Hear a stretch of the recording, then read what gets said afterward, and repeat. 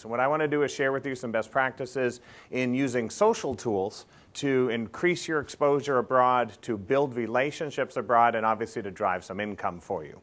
Having said all that, before I begin, I think it would be just good to get an idea of the kind of experience in this room that already exists. How many people have done at least one international transaction in the last 12 months? Has anyone done, let's just say, 10 or more international transactions? Okay. And I know certain marketplaces are going to lend themselves to a massive amount of international volume. Florida is an example. I have clients in Miami who are probably averaging 4 in 10 of their clients coming from Venezuela, Brazil, and much of Latin America. But I'm also seeing this in interesting areas. Virginia, for example, has had an amazing amount of European investment. Non-traditional countries, even for Florida, from the Naples area, for example, if you just walk down Fifth Avenue in Naples, half the restaurants say we speak German. It's an amazing experience to see happening. But it's also flowing the other way as well. There's a lot of investment moving out of the United States into some countries abroad. And so we want to make sure that that is the case, given that case, that you have an ability to tap into that. How many people are part of an organization that already has established presence in a foreign country? Okay, so not for many of us. All right, good. And what kinds of techniques are you using to tap into this international business? What are you doing today? Just give me a quick example, one or two, of what you're doing to make those relationships or find those opportunities. Yeah, networking through the internet. Networking through the internet. Okay, good. Yeah, sure, absolutely, right? Creating networking opportunities that tap into foreign experience and bringing them together. Sure. What else are you doing? Any other tools that you're using to tap into this international flow of capital? We're using Proxio Pro. Proxio Pro. It's working out very well. What do you think is one of the main reasons it's working out very well for you? Well, our association, since the Miami Association is very much into global. Yes. I've been able to network with a lot of different countries and all of them. Sure, absolutely. Yes, because Proxio is a great way to create those contacts, but also to facilitate dialogue, right? Daniel? Well, we have, for example, the CRS, an agreement for and with foreign country offering in their own language the CRS course. Yes.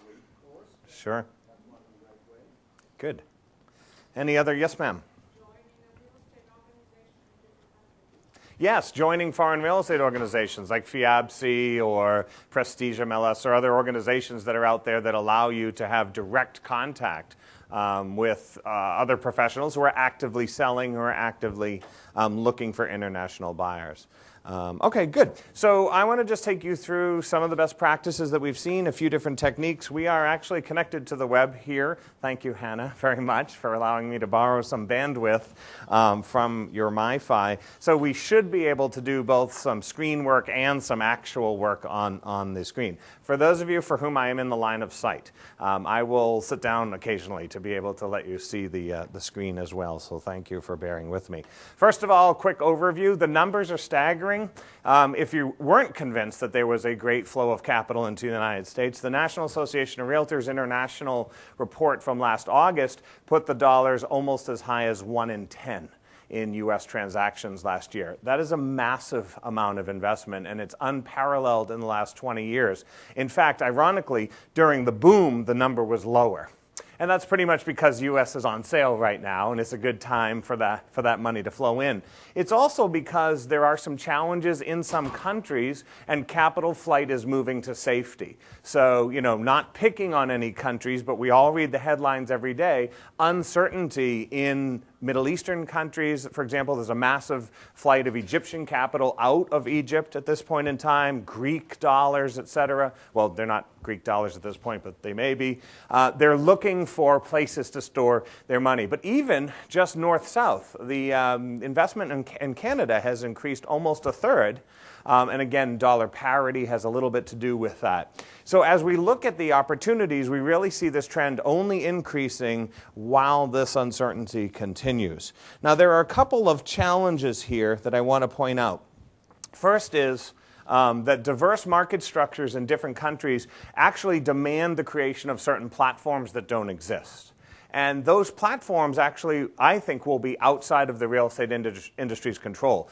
Given Proxio, for example, as an established attempt to create a real estate-centric platform, there already are platforms, however, that will enable us to interact with foreign investors and other real estate professionals, and they may not be totally within our control. So some will be sort of in the family, and some will be outside of the family. I'm going to focus on the ones outside of the family mostly today. We also, however, are going to look at sort of intercultural differences as we do this networking. What we consider to be social networking and what other countries consider to be social networking are often different things. Has anyone worked, for example, with investors from China? Any buyers from China yet? What would you say are one of the typical things that you find they do differently, for example, than a typical buyer in the U.S.?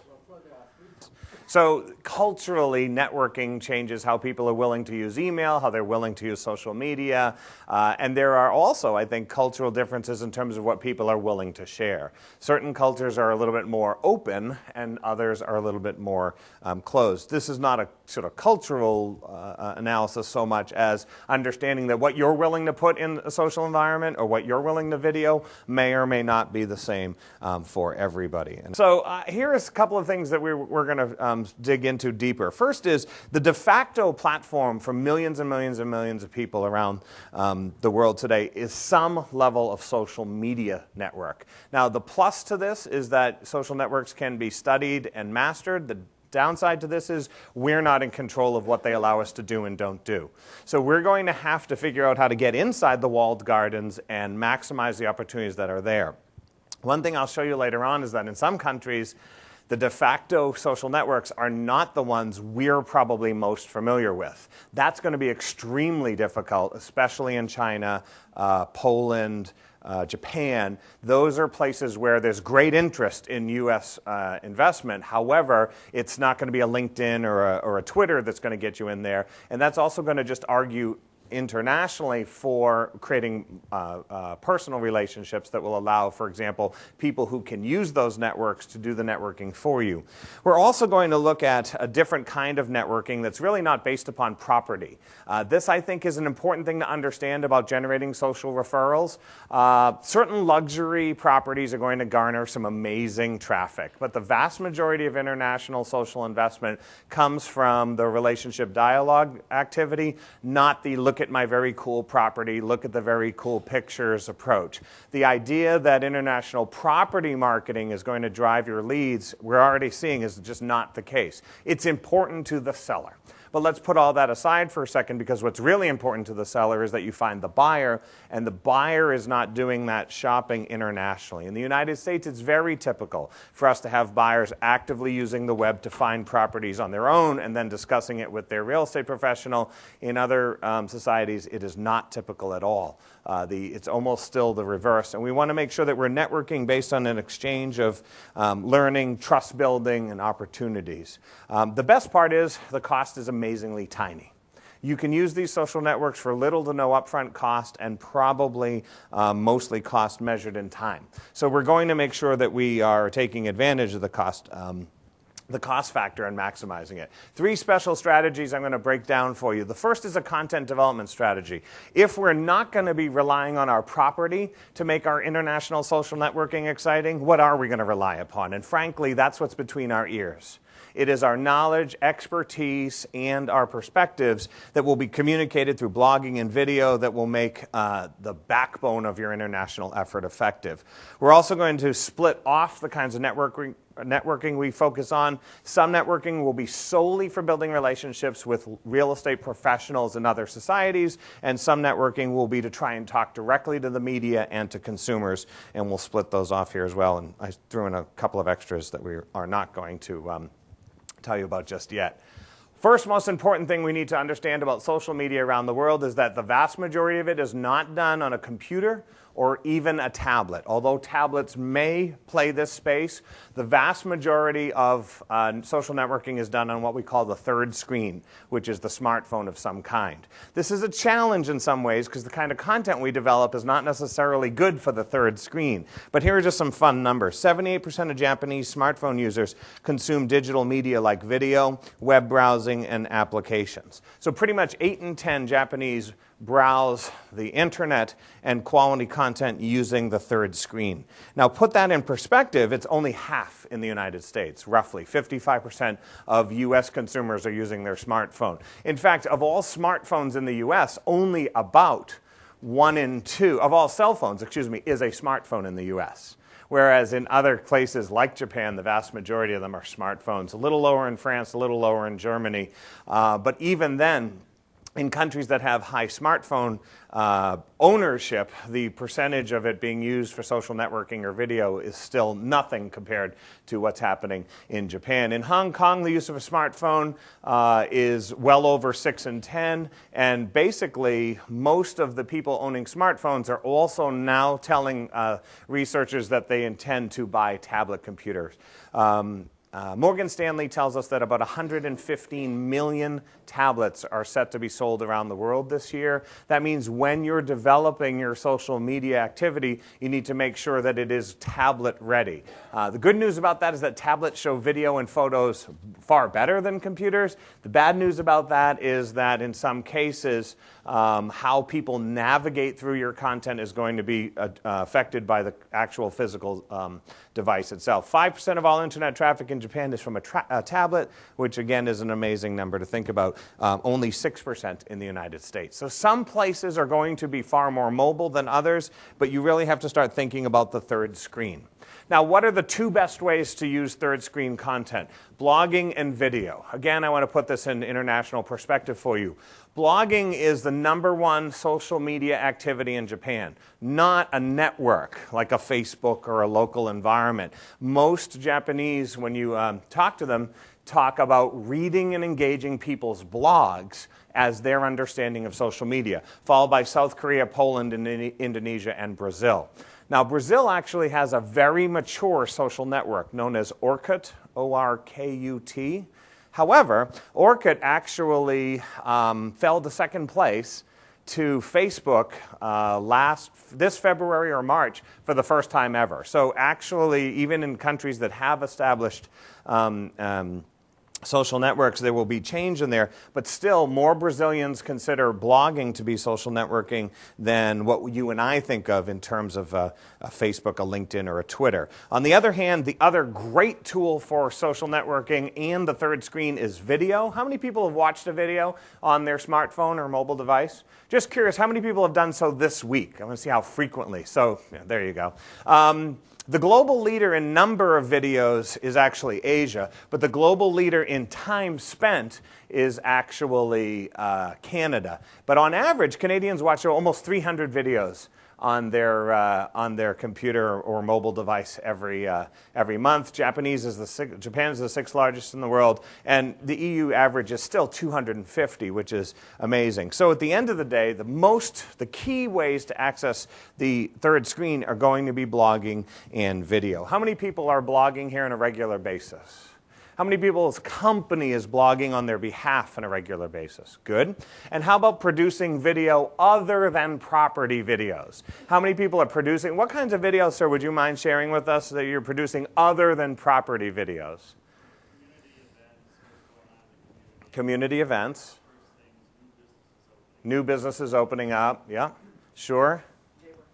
Say it again. Neighborhoods. Oh, neighborhoods, featuring specific neighborhoods or community information. Daniel?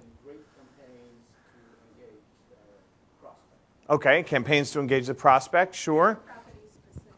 And then some of it is property specific. How about substituting for your e-newsletter, for example? Is anyone taking what they used to put in their e-newsletter and videoing it instead? Has anyone seen that in something else that they're doing, for example? An example is the Motley Fool. Motley Fool is an investment newsletter, and pretty much now, rather than giving you data, they basically say, click here, watch the video. and they're allowing the video to take the place of thousands and thousands of words, but the benefit there is that they are capturing people's attention for sure. Video not only is designed to capture people's attention better, but at the same time, it is specifically designed for the small screen. Getting people to read your blog on their smartphone is painful.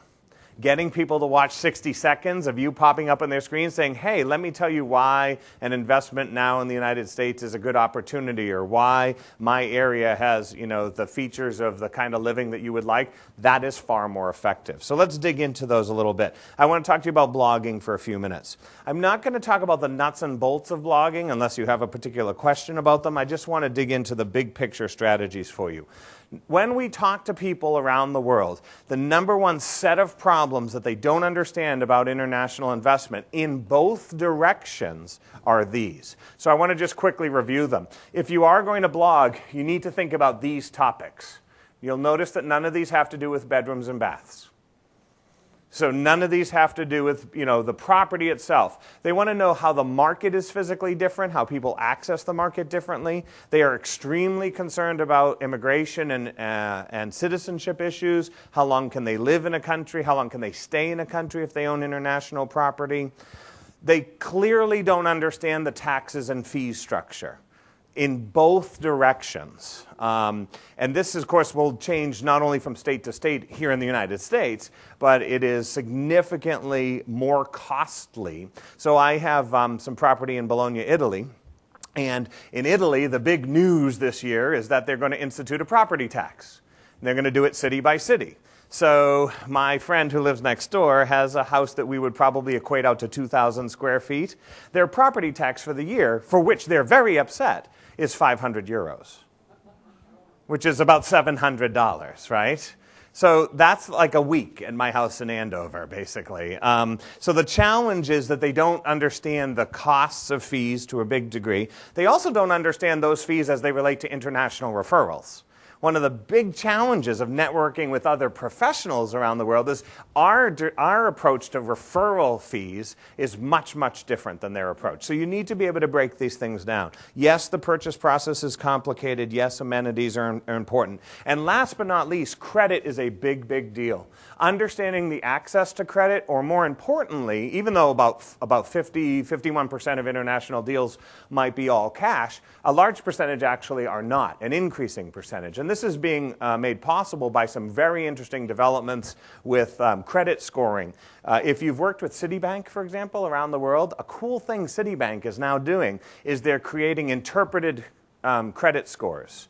So if you have a customer who's going to invest from India or China, well, Citibank has presence there. And if they bank with Citibank, they will come up with a composite of what a FICO score would look like in the United States and throw it on Citibank letterhead, which is a very important opportunity for us. But again, helping them understand that, because there is still a lot of money that wants to get invested in the U.S. out of these countries, and they're not sure how to do it, and this is where blog topics really have to be locked on. If you're not an expert in these topics, guest blogging is also another way to make this work. And one of the cool things about guest blogging is that you'll also get those people to share that they blogged on your site in their network. So if you get, a local finance expert to blog on your blog about this internationally, they will also share it as well. So I just wanted to talk about the topics that are important in social.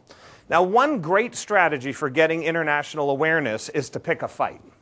And for those of you who read my blog, this is probably 70% of our strategy on a weekly basis. We like to pick and choose some fights, and they're not mean-spirited. There's nothing mean-spirited about them. It's basically, though, making sure that the other side of the story is being told. So this week, our fight is with The Economist. The Economist recently, using this terrible photo from Glengarry Glen Ross, actually wrote an article called The Great Realtor Ripoff. And the subtitle is, why it's expensive to buy or sell a home in the Americas. And the article was, junk journalism in a lot of ways. Their argument was three things. It's expensive because American consumers are dumb, because American consumers are dominated by a cartel-like experience, or because American consumers are actually they're actually part of the system somehow, and that they're somehow in bed with it all. Well, anyways, here's what's good about this. When you can find articles out there on international sites like The Economist, and you can address them from your perspective, two things will happen. One is obviously you'll perform a good service to people you're trying to talk to, but the second is that you're going to create some international traffic. So just by blogging about this article on The Economist, we started to gain international awareness from places that had nothing to do with The Economist. So I found this article, I blogged about it, I put it online, and what happened was some interesting things. Here's my response to it. Why The Economist was wrong about realtors. Now, granted, I probably should not have used a large graphic that says epic fail on it, but again, I'm trying to pick a fight with them. But one of the cool things that happened as a result of writing why I thought The Economist was wrong was that third parties not related to the American market picked it up. So a lot of people in social media, after I posted it on Facebook, picked it up. But here's a great example. This is a Bermuda company that picked it up. So a Bermudese company picked up the blog posting and basically said, you know, here's a good post that we liked. He not only defends realtors, but he defends the truth. So what basically happens is that if you're able to use blogging to have a targeted message, and the easy mechanism is to try and pick the fight, then you will not only get within the United States, for example, people supporting your message, but any relationships you have outside the United States can automatically pick that up as well. Now, as a result of this being picked up, I actually now have an event scheduled with this company in a few weeks, which is a good place to go have an event. Can't complain about that in Bermuda. But secondly, they're actually doing me a favor, which is exposing my point of view to their international sphere of influence, because they're connected with other people, individuals in their local market, but local for them is Bermuda. So how do I affect the Bermuda market? I actually don't necessarily have to do it by finding a Bermuda article. I can find something about real estate that I'm excited about, that I want to tell the other side of the story with, and share it with an individual that I know in another country in the hope that they will pick it up and stretch it around. So the easiest technique for contributing content is to see what other things are being said in those key areas that we just talked about. So if I just go back for a second here, in those key areas of what most people want to know about, here, trying to find people who are talking about that and adding your perspective to it, adding your content to it, and then obviously letting the network do its own work. The cool part is, to be quite honest with you, that this is very what we would call organic. All I had to do was post this onto Facebook. Whoops, let's go back. Post this onto Facebook where I already had a relationship, international relationship, and then just let the network do its thing. If you wrote something good, if you made a video of something good, then they will automatically pick it up and reshare it along. So I think it's very passive. I think it's a lot less direct marketing than it is having a good story to tell. But the stories are easy because people are talking about real estate in every publication every single day. So whether it's you're blogging to talk about what CNBC is saying about the U.S. marketplace, or whether you look at the Financial Times or the Times of London or the Sydney Herald and you want to see what they're saying, there's always a storyline to be had. And you can use blogging to address the storyline. Now, this is a big picture article, but there's a lot of little picture articles that might be perfect for the individual salesperson to write on. The individual salesperson, for example, who can write on the particular amenities of a community, or can write on the particular lifestyle issues, especially in some luxury markets. It's not, when I say, again, I just want to clarify, when I say pick a fight, it means basically there's already a conversation going on, and you just want to make sure that you can blog into an existing conversation. Blogging on your own, you really have to already have some sort of media presence. So for most of us, blogging on our own and hoping people will discover it is a very futile strategy. But if someone already is saying something big and loud, adding into that is a great way to get into it. And let me just add one quick thing. The easiest way to do this is to go to the media sites, look at what they're talking about in real estate, see if anyone is commenting on it, then specifically go write a response, and then add your comments to it and say, as I recently wrote in my blog, put the link in, and you're basically going to coattail that traffic back out. We generate about 10% of our traffic from the international locations of the Wall Street Journal properties by simply going to the Wall Street Journal website, clicking on European edition, finding something that's going on, And then I have a few years of blog content, so I almost always can go back and find something that I've already written, and then I add to the conversation and immediately say, as I wrote last April on this topic, so I'm using old content to bring new traffic in from a new conversation. So the strategy is reusable. It's almost an opportunity to keep recycling the content you use. So this particular blog was pushing it. I wrote about 1,100 words. Yeah, and I actually had written far more than that and needed to tailor it down because while I was exhilarated by what I had written, I knew nobody would be reading it. I also went into the studio the next day. We have a studio in our office, and I just did the 2.5-minute video version of it, which, by the way, is a great way to show your passion on something you're very excited about. And for me, I can write with some humor, but I can be even, a little bit more effectively sarcastic on the camera, as you might expect. So, you might want to do that as well. Write it first, then video it to follow up on the same conversation. So here's the video of our earlier blog this week, and you re-spark that. I think you should write about 600 words. And again, that's only not really because people don't have attention span, which to some degree we could argue that they don't. It's more that they're trying to read it on a small device. And 600 words focused on a small device, your eyes physically start to hurt. So we can build it, but we cannot undo 3.5 million years of evolution. And your eyes just don't work that way. And so, yeah, that's why it's a short number of words. It's not because we're, attention deficit. It's just because we physically can't do it. I would say approximately, in my case, maybe 1 in 10 sales of our total annual sales come from people who say, I read this on your blog, or I saw this conversation, saw you saying this because of a blog post, and now we're having a strategic planning meeting and we want you to participate or something like that. On the other hand, for most of us, that would be a mature level. 10% of your sales coming from your blog would be very mature. I've been blogging for 4 years, so I've learned how to finesse that.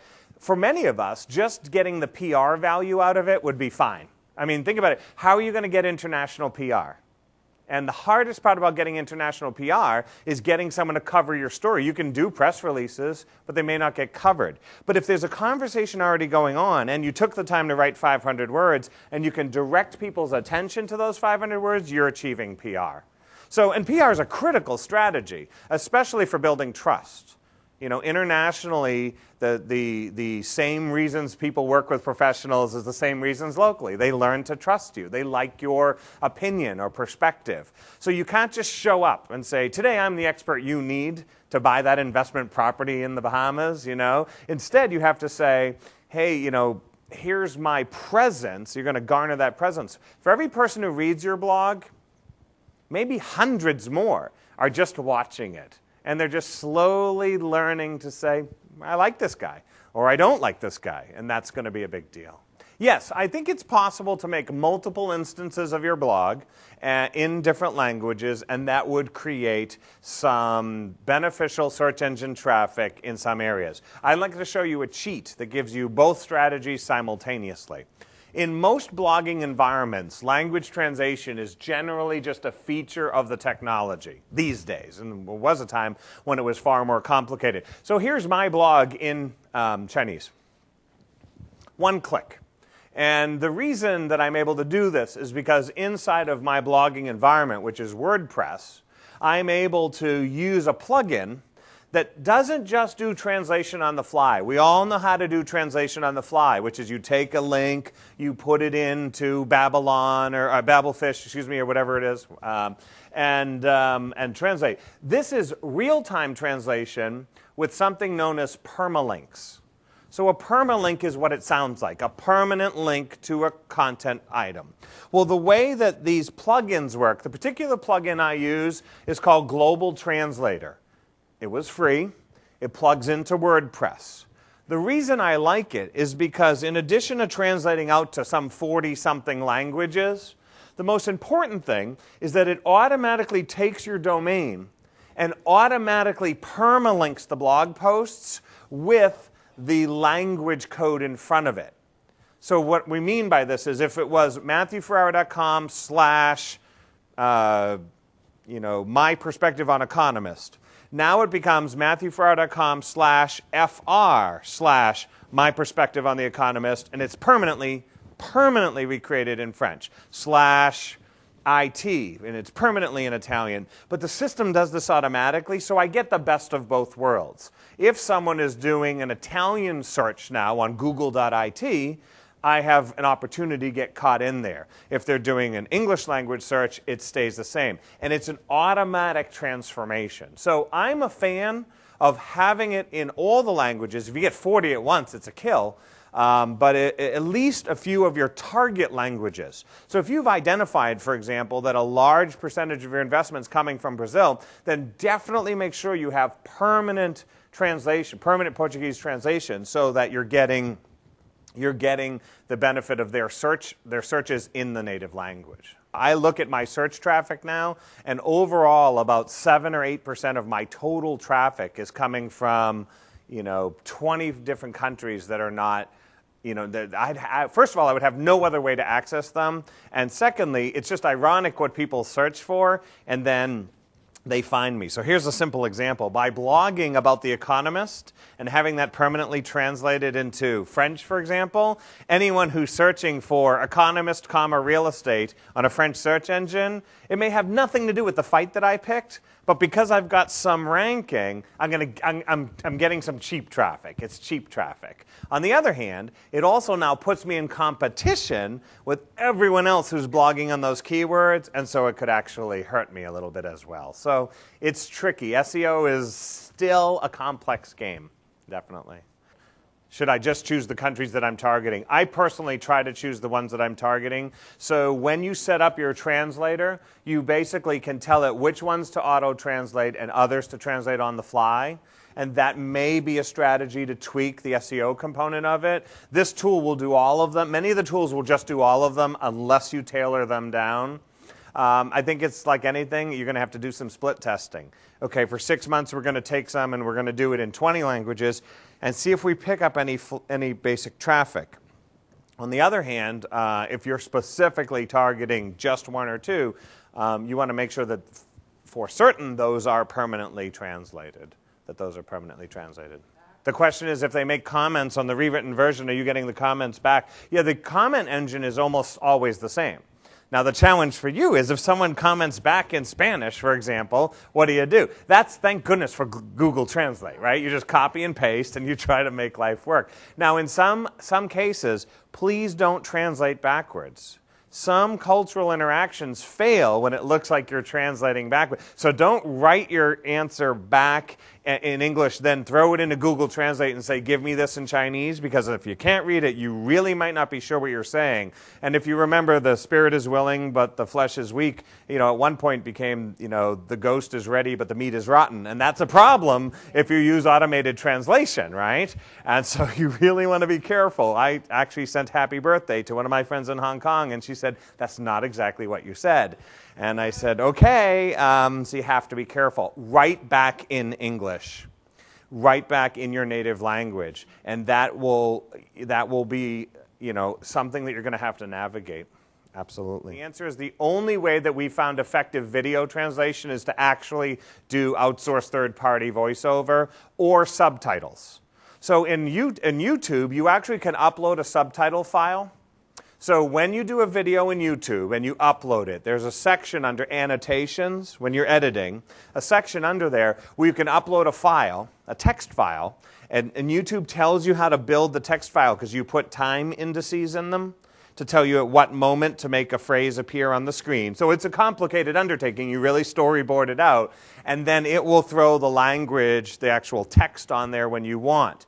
Again, we usually use a professional translator for that. And, Elance and a lot of these online places, you can get a translation for $25, and that's, maybe even expensive, right? But you could do that. There's no really good on-the-fly Star Trek-style universal translator, in voice. Not yet. Not yet, yeah. So it would be important to do the voiceover, professional voiceover. Again, if it's on-the-fly content, maybe not so necessary. Again, an English video could be okay. If it's critical information, have it professionally revoiced over. Yeah. How many of you are working, first of all, how many of you speak more than one language? Let's start with that. Okay, cool. Is it the language of your customer? Which is another question, right? Because I speak multiple languages, but it's not always the language of my foreign customer. And so you want to make sure that is the case. And secondly, you may need to build that competency, if not in your company, in your relationship. So you may need to know, okay, I'm going to try and target a Hong Kong investor for my Vancouver property, and they're going to come and they're going to have limited confidence perhaps in our conversation if we try to conduct it in English, even if they speak English very, very well. One of the things we learn about Chinese investors is that even if they speak English perfectly, they want to conduct business in Chinese. So who could I rely on locally? Just to be my translator for the weekend that they're here, So build those resources in, and that's obviously social in a lot of ways, but it could be another element of just being effective here. Let me keep going because I want to make sure we get into as many of these items as we can. Let's talk about video. If a picture is worth 1,000 words, a movie is worth 1,000 pictures. There's absolutely no comparison to the amount of content you can develop in video to blogging or any other kind of PDF or white paper. But there's actually, to be honest with you, there's no better way to tap into that third screen, the small screen size, than video. A couple of things about video. One is attention span, as we've already mentioned. Keeping people engaged is a lot easier. The other is spoken versus written. Now I want to go back to the translation and address it in reverse. Many people will understand your point if they hear it as opposed to read it. So for me, I am very much better at understanding spoken Italian than I am at written Italian. So it's no good if I try to read the newspaper, but if I watch the news, I totally can understand it perfectly. And this is also true of a lot of people who have whatever the language as a second language. So video gives you that opportunity, and you may not have to translate. I'm not saying that you shouldn't. But the other thing that's awesome is video is the most viral tool out there. When we look at the numbers, it is astonishing. Just off the top of my head is that video is shared 50% of the time by most people who are spending some time watching it, and probably has a 3-to-1, 4-to-1 chance of going viral compared to a blog entry or just some static content of any kind. So the viral nature of you getting your stuff passed along is a big deal. Now I'd like to just show you this quick chart.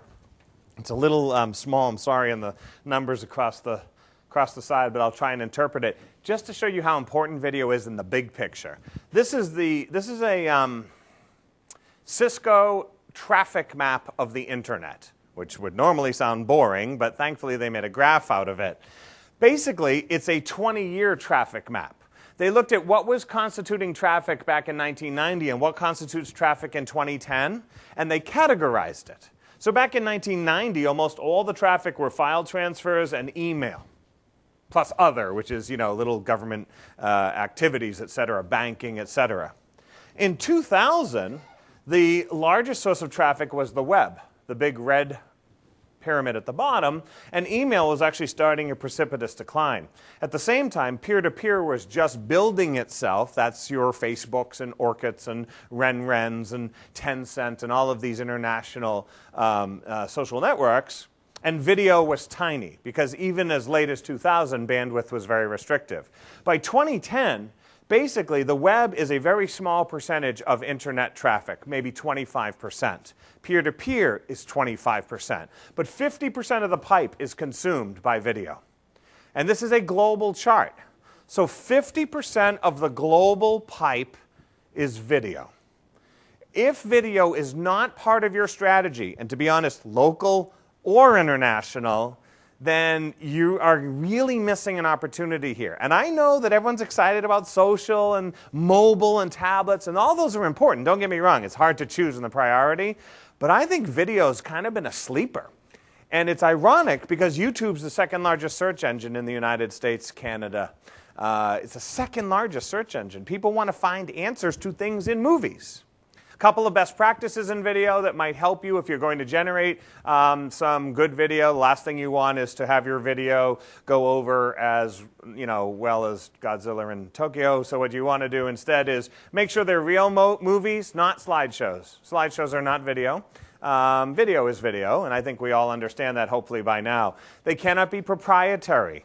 One of the things you'll notice as you think about international is that a large percentage of international users are not using iPhones and not using Androids yet. Yes, they're coming, but many of them are running off the Nokia platform or the Nokia Windows platform or the BlackBerry platform still. Just the nature of where they're catching up, so you can't have any proprietary elements in your video. I also think that you should consider professionally produced video wherever possible. Quick reaction videos, use your local camera, but really spend some time doing it. And then lastly, this is a big issue in terms of creating relationships internationally, and that is understanding stories and mores. Social mores. Some things are socially acceptable and some things are not. So I want to just talk to you about the Naked Man video, because this is something that absolutely blew the doors off the Australian real estate marketplace. They were selling a $19 million property and got 1 million views of a property by using the Naked Man. Whereas when I showed this in the United States, I usually get pitchforks and torches. And it's a big problem because it's not within the cultural mores. So the Naked Man video it's a phenomenally well shot video. But when I show this, for example, in Atlanta, big problem, big serious problem. But if I show this, obviously it's an Australian produced video, but if I show this, for example, in some places in Europe, they're totally cool with it. Show this in Singapore, you go to jail for 16 years. You know, interestingly enough, so let me just show you what happened when I put this video online. So the pluses were that I contributed to the millions and millions and millions of hits that it was getting. The minuses, though, were also pretty big. So one thing that happened was I put it online and December 14th, and I wrote a blog called Best Real Estate Video Property Ever. Now here, again, is a pick a fight moment. I wrote a blog taking a very powerful, compelling piece of content from the Australian marketplace. I published it in the US marketplace.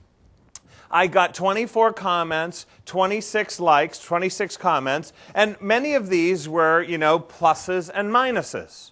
Some people were totally for it, others were like, this would be horrifying, etc. But of course, part of it is just trying to get the conversation going. Now, interestingly enough, that was December 14th. On January 16th, this gentleman, Eric, also found it and republished it. So again, I'm getting picked up again, which is a positive way to influence. And he's from an international real estate brokerage. And he picked up 30 more comments, 33 more comments or whatever. And, you know, again, people are, it can be polarizing. So you have to be very careful, because moving pictures, or just photography in general, can have the positive or negative effect. So be careful about mores and societal habits, because you may or may not adjust how you video in that case. But video is extraordinarily powerful. One thing that's happening is if you're putting your video onto YouTube, they are now tracking views by locations, so you can monitor the effectiveness, and this tells you if your intended marketplace is keying into those videos. So every video I do, I can see this particular video was seen by the US, Canada, Germany, Italy, France, New Zealand, Australia, India, and Puerto Rico, all of which are markets for me. And so that's great. And the way that I get into those markets is certainly not going to be through a mailing. I'm not going to be able to affect that, but I can using the power of video. Now, I also can see the demographic breakdown. So male versus female, you can tell where that one's going, right? So that works out very, very well. But also age groups, the age groups that are watching the video. So as you're using more video, you can see if you're reaching your intended demographic for your international investment. There's no such. I've done 6-minute videos that get 100% view. I've done 2-minute videos that get 10 seconds of view. It depends on the content and the way in which you film it. That's a 2.5-minute video. People watch 100% of it every time. But it really depends on the message. So build the message and video accordingly, really. Sometimes just good homegrown video is just as effective as professionally produced. Now, clearly that's produced with multiple cameras, etc., professional actors, and a lot of splicing, I'm sure, right? Whereas sometimes just a quick video is more than enough, because sometimes being first is more important than being best. And that we know, especially in terms of maximizing media. So definitely.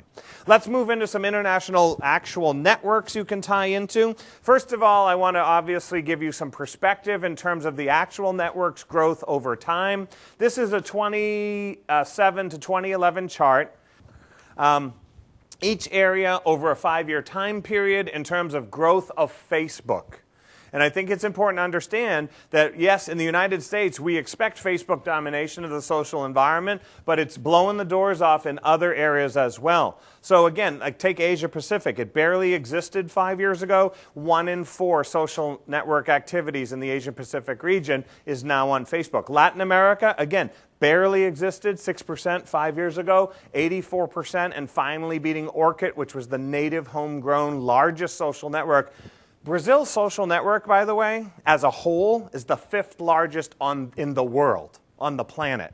So it's an extraordinarily costworthy activity to get involved in that social environment, but now you can do it with Facebook, as opposed to having to do it in the native environment. And even Europe is up 6-fold, which is kind of nice. Now, obviously, you reach these high levels, you're not going to expect that to continue to explode, but you're not interested in that. You just want to make sure that would Facebook be a useful tool for reaching audiences outside of North America? And the answer is yes. Except for the 5 ones that are serious challenges, only 3 of which come to mind right now: China, Poland, and Japan. There are 2 others in which Facebook is, Vietnam is illegal, and North Korea, it's illegal. So those are the 5 off the top of my head. So, yeah, I mean, it may be too difficult to do property investment in those areas anyways. But in China, the top 15 social networks are obviously going to be homegrown. The ones you need to look at are Tencent, which is also known as Qzone, and Renren. What's interesting about these social networks is that they are mostly chat networks. Do you remember, you may remember back in the day, AOL Instant Messenger? Remember when everyone was into instant messaging? Well, Asia Pacific is dominated by instant messaging networks right now. Tencent has, just under 480 million registered users, but I've seen higher numbers than that. But the Qzone tool is just instant messaging. In India, it's also that big. What's interesting about Indian social networking is it's all chat messaging. It is not like we do, post, react, share. It's instant messaging, but it's social networking like anything else. You can include links, etc. So some of the social networks will actually not really look so much like what we're doing. Now you look at Renren, it looks just like Facebook. It's a complete Facebook copy. You literally, other than the Chinese characters, would not know you were looking at the Facebook environment. However, you can't register if you are not a Chinese language user, and here's why. You fill out all the form, you can fill that out fine, but at the bottom you have the little CAPTCHA where you have to put in like a local graphic that's words. Well, there's no way to make the characters on your keyboard. So you actually either have to switch to a Chinese keyboard and then know how to make the character, or you need a friend. So that's why some of these networks are going to be closed off to you, and you may need to go somewhere bigger instead. But as I had mentioned twice already, Orkut and Facebook have already been facing off, and you will find the ability to use things you're comfortable with in many more countries than ever.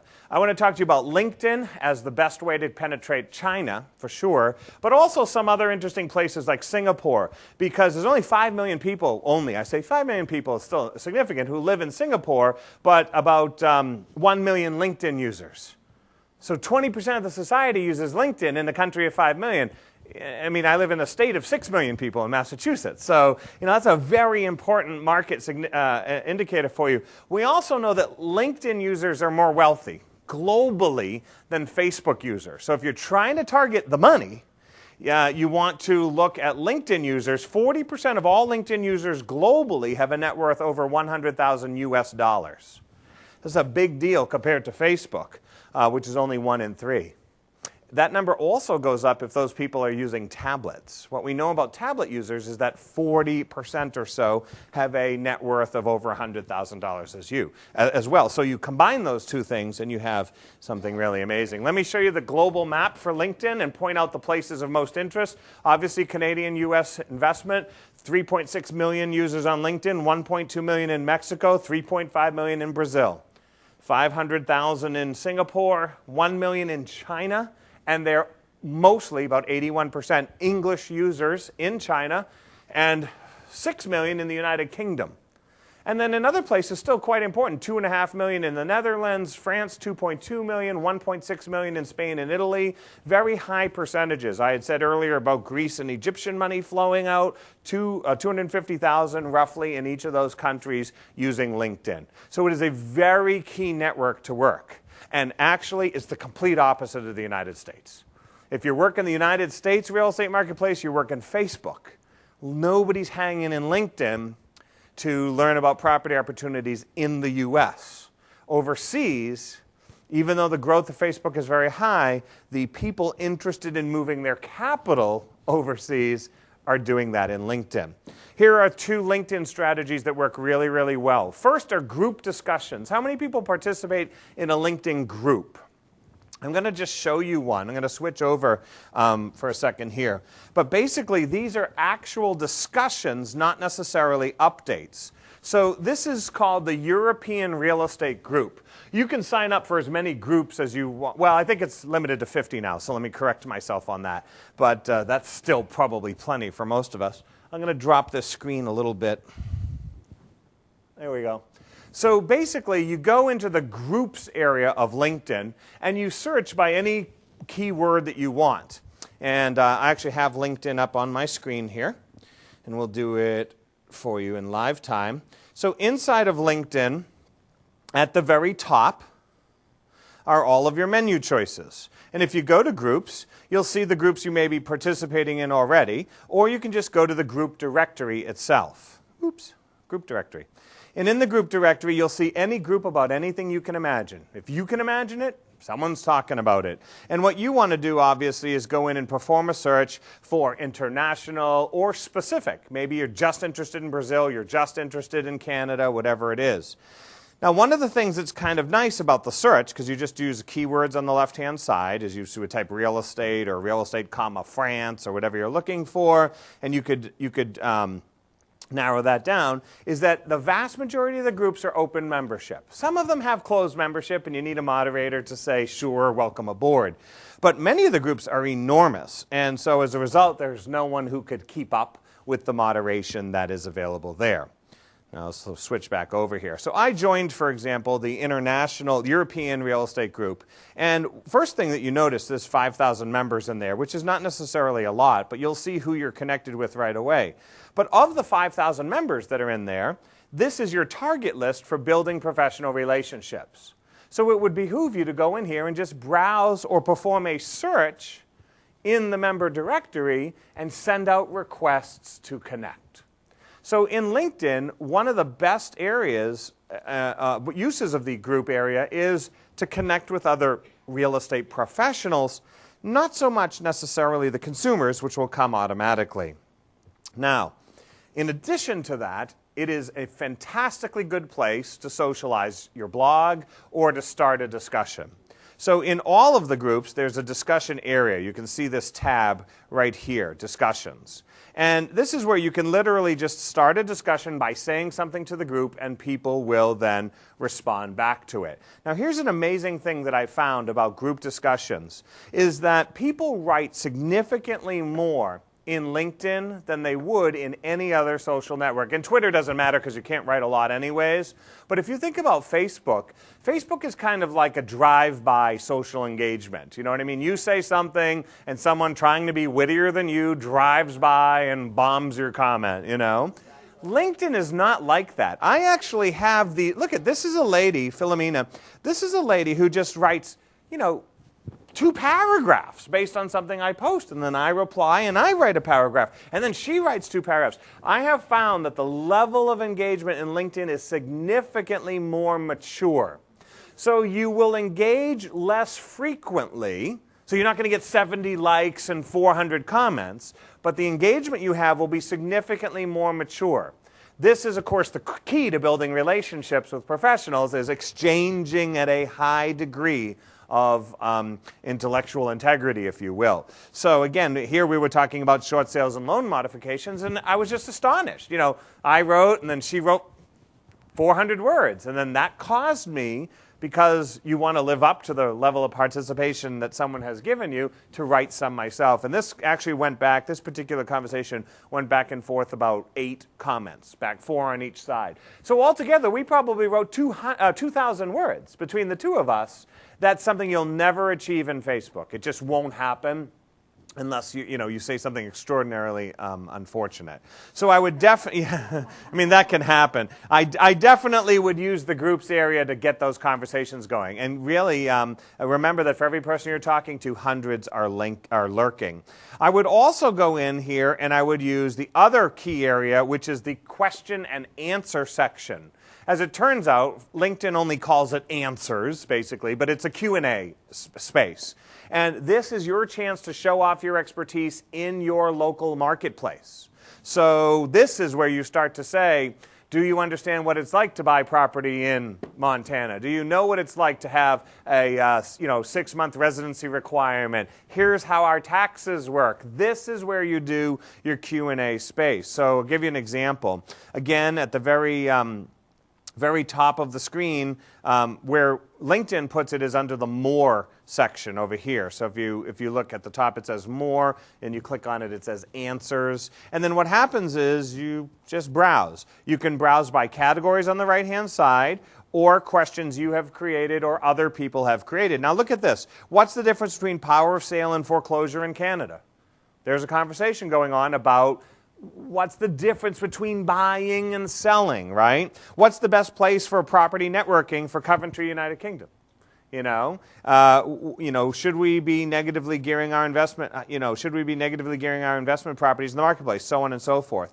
Now, 2 nice things about this is the questions are just from anybody who wants to participate. Many of the answers are from experts in other fields. So you might find, for example, a finance expert in England answering that question in Coventry, UK. But what's really cool is you don't care. If this guy does like personal investment and finance, you want to reach out and say, are you someone who advises people on asset allocation? Because if you are, come to New York. We've got some asset allocation opportunities for your peeps. So what you're trying to do is create that. You also want to engage because people will rate your engagements. And at the bottom, you can see, for example, they're called personal experts in any particular area. I happen to be one in this particular area. But people rate how many best answers you give to a topic at hand. This is how it works. Someone posts this in. We looked at this as a Canadian real estate investor, a trainer, an author, an expert, and a speaker in Canadian real estate right here. So the first thing you do is, even if you don't want to answer this question, you know someone you need to reach out to and make a relationship with. I think if there's someone with those qualifications, you might want to be able to just add them to your content. If you do want to answer this, you just click the answer button. It's a box. I also love this because it keeps you focused. You just drop your answer in the box, put your web link in or link to your video on YouTube, anything you can do to help answer that. And then, of course, submit it, and now people jump into the conversation. Much higher degree of interactivity here, but at the same time, the people you're networking with here are professionals in many different industries, so you never know. To me, it's a very effective cocktail party. LinkedIn, the demand for immediacy is much, much lower than Facebook. On Facebook, if you post something and no one responds, you generally begin to shake and get nervous and sweat and, oh my gosh, no one loves me anymore. And it's been like 1 whole minute. LinkedIn's way more relaxed. People post questions on there and check once a week.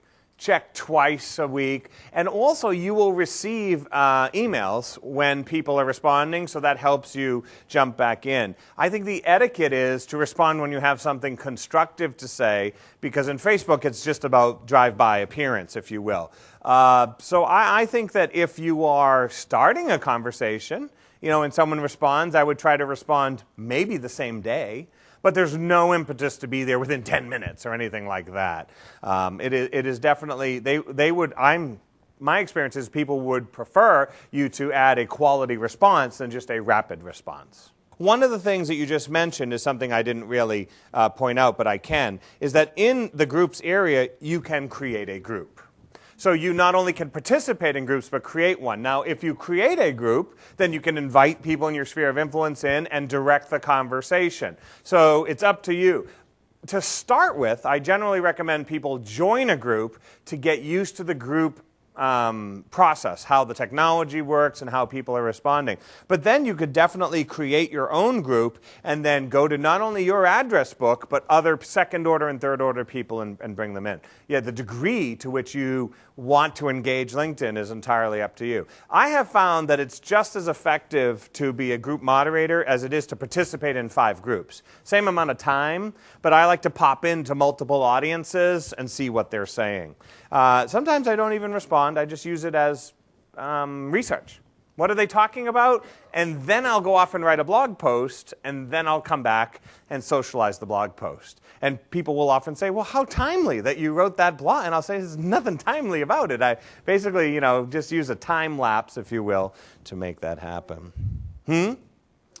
Yeah, I use the voyeur research methodology to know exactly what to say.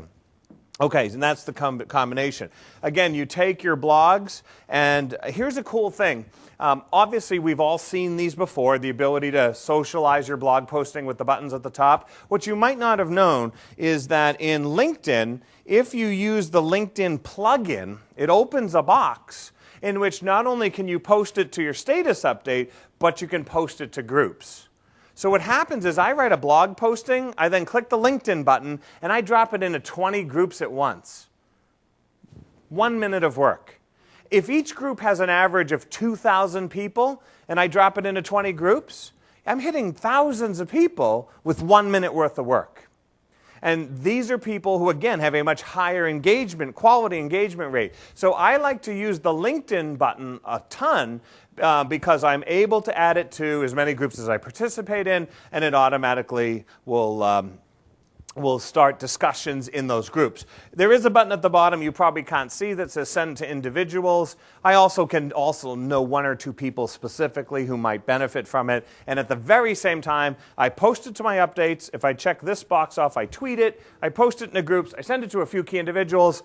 This is like your machine gun of distribution. And very, very effective way to get traffic and PR. In the last 24 months, we've been doing a particular study on our blog to see who sends us more traffic, Facebook or LinkedIn. Turns out that LinkedIn generates more traffic. Facebook generates more likes. So every time we post a blog or something on Facebook, we get a bunch of likes. But a lot of people just like things and actually never read it. You probably do, right? I mean, we all go into Facebook on a daily basis, and we basically look at the news, right?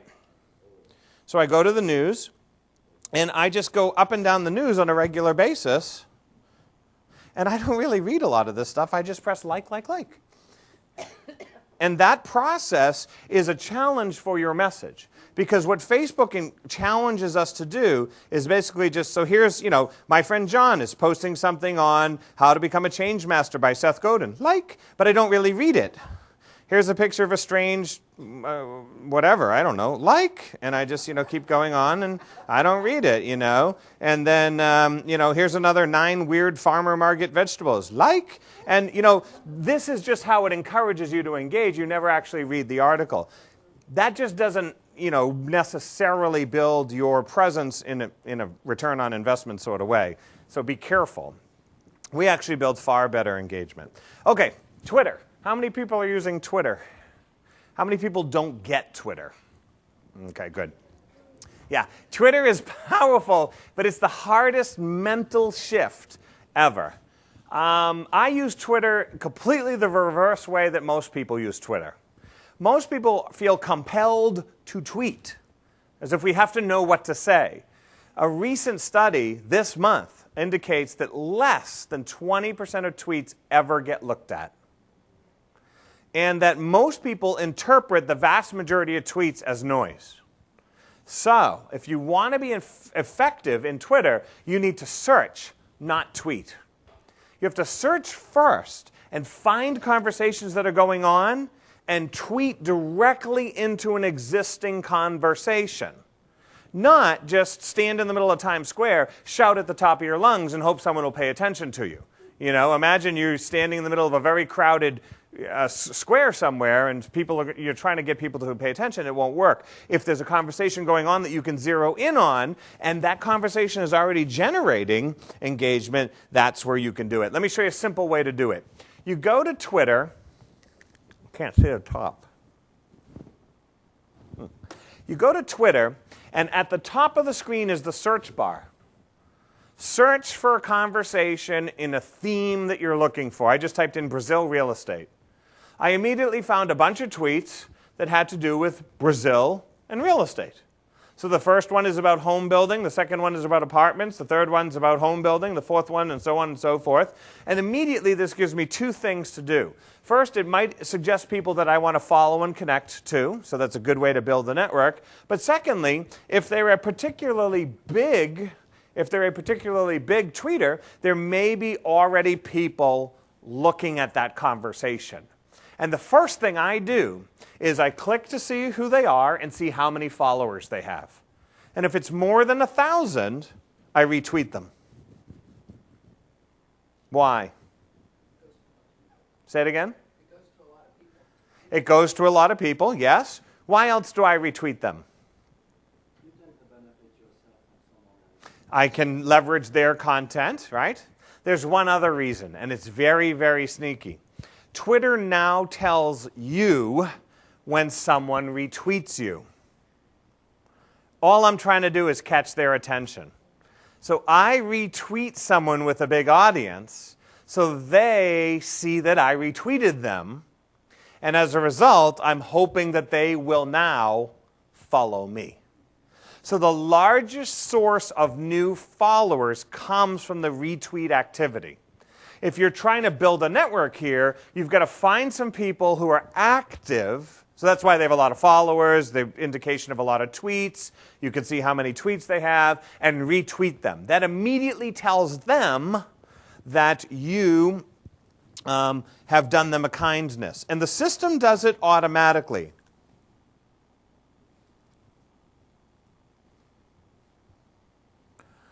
So let me just go into Twitter and show you this in real time.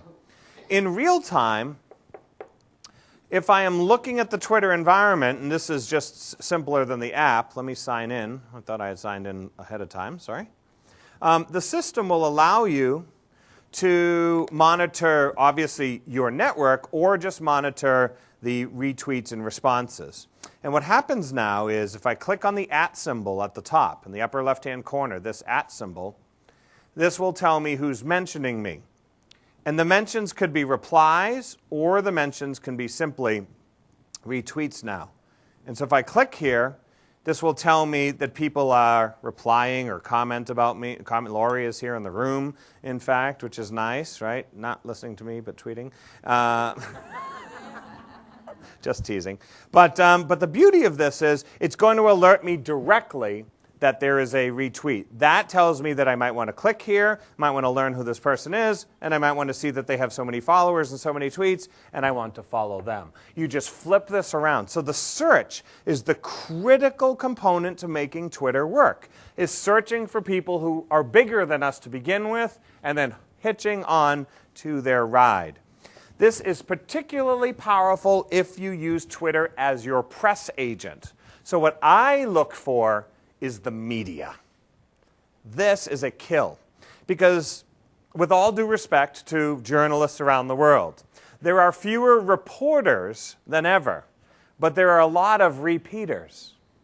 And so more journalism is people repeating stuff. I mean, how many stories have we seen where people reposted or said something on the news that was wrong because nobody actually investigated it? And I'm not picking on journalists. I'm just saying, if that's what's happening, take advantage of it. So I look for the media. I seek media in different sectors and countries, begin following them, retweeting them to get noticed, and hope that they will reciprocate. And here's an example. Watch how cool this is. I just did this last night. I like to try and find the most recent screenshots before I teach.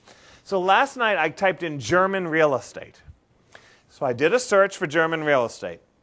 German real estate yielded all of these tweets from people focused on German real estate. So the first thing is, I might have a whole bunch of people that I might want to start following, And if they have a lot of followers and they tweet something, I respond and get involved. That's how you just get noticed. You go to the cocktail party, you see who's got the biggest group. You don't want to go stand the next person with 2 people, but he's got a bunch of people. I wonder what's going on over there. But watch what happened when I actually clicked on this guy, NDC Communication. When I clicked on them, it actually said German article writing, real estate sector. And then here, it actually was an Elance project. They're looking for someone to write about property investment to German investors. Duh.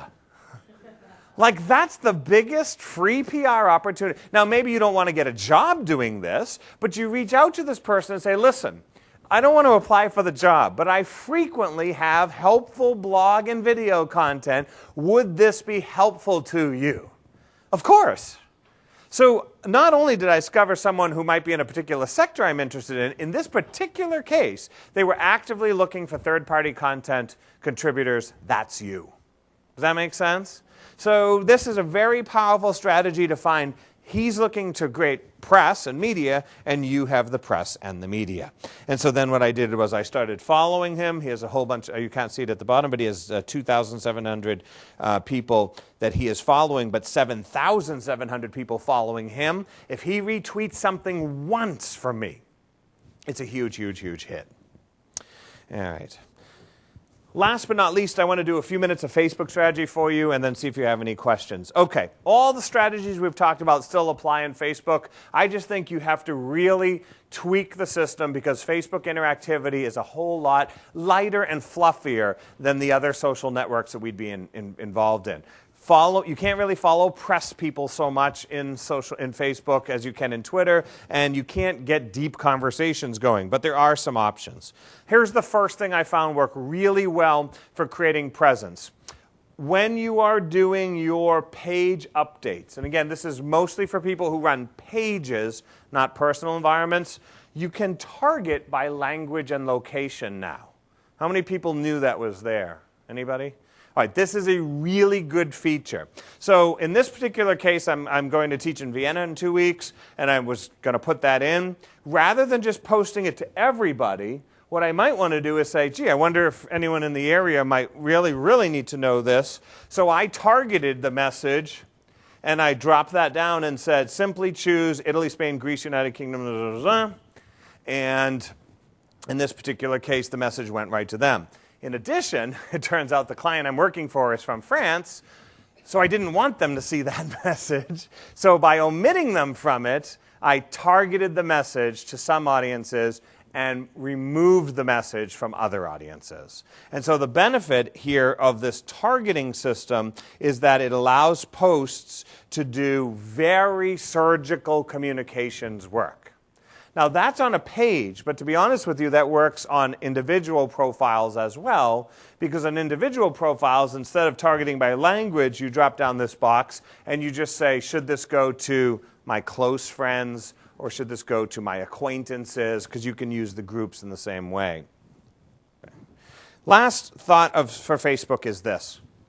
In the same way that in Twitter, we went in and found people talking about markets that we were interested in, tried to engage them, I suggest that you go searching for, I think I skipped a slide somehow, I suggest you go searching for pages in the marketplaces you are trying to create relationships with. This is a German real estate company, and they have divisions in Switzerland and in Italy. And so I went to one of their pages, and it didn't have a lot of likes. It wasn't about a big audience so much, but it allowed me to like their page and begin receiving their information. But more importantly, it allowed me to participate on their page. So one thing that I do, see if I can go the right direction for a change here. One thing that I do when I like these pages is I quickly scan down to see if there are any articles in which I want to participate. So, for example, they were talking about something that happened in the United States with one of the Facebook owners, and I was able to like it and then add some comments to the conversation. What's my purpose? Just to get noticed. My purpose is just to say, nice to meet you, interesting article, maybe you should be aware of me as your friend. So you can scroll through their content items, and by you participating on their pages, now this is the opposite of most marketing. Most marketing, you're trying to attract people to you. I think you need to really think about Facebook as the opposite, where you need to find other spaces. Now, one interesting thing I found right down the list was one of their owners was actually doing a presentation that they videoed on investment in the Alps. So if I want to learn about what is going on, they often put their videos on there. It becomes a learning center for me. I also noticed something really funny, which is sometimes there's a great opportunity to meet friends in non-real estate environments. This is a Facebook page called Charming Italy. They're a travel agency. They actually just want to get people engaged about Italy. Well, I found out that they were having a photo contest, and I was in Venice 2 weeks ago. So I posted a photo from Bologna, because I went from Venice to Bologna, and it was raining, and I happened to take this photo. And I won the contest. So now, how does this help me? How does this help me? Well, it helps me because most of the people voting on it were a collection of my friends and Charming Italy's friends. And Charming Italy may have friends who are real estate professionals, hoping that if people are charmed with Italy, they will come there to visit and ultimately buy. So I actually was able to click on the 173 people who voted and basically hunt through them and see if anyone was involved in the property marketplace. And there were 2 or 3 that were related to, businesses and property in Italy, and I was able to use a photo contest to find new friends. So you really need to think about social networking as just a chance to get involved with people and to, of course, make some new friends. Well, if you would have any questions after or want to find more articles or whatever, that's our social presence. Thank you very much.